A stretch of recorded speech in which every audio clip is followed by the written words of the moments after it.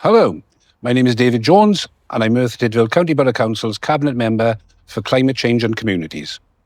I've been a councillor since 2008 and I'm a ward member for the Town Ward. As well as Deputy Leader of the Council, this means I support the Leader in his duties and stand in for him on official business as and when I'm required. I've lived in Mountain Hare all my life and currently live with my wife Daria at the former Farmers Arms Public House.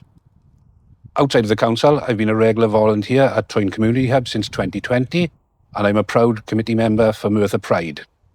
Within my portfolio area, we cover services from climate change and decarbonisation, biodiversity, waste management and recycling, highways and engineering, grounds maintenance, parks and bereavement services, to name but a few.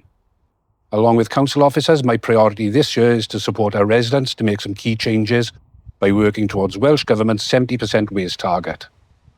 Achieving the target will help Wales become a zero-waste economy, though failure to do this would potentially result in fines for the council. We are educating and encouraging everyone to recycle, especially their food waste, so that we can avoid potential fines from Welsh Government and make a lasting positive impact on our environment. Before I became a councillor, I chaired the Mountain Hare Residents Committee. This gave me an insight into how I could make things happen and make things better for my community.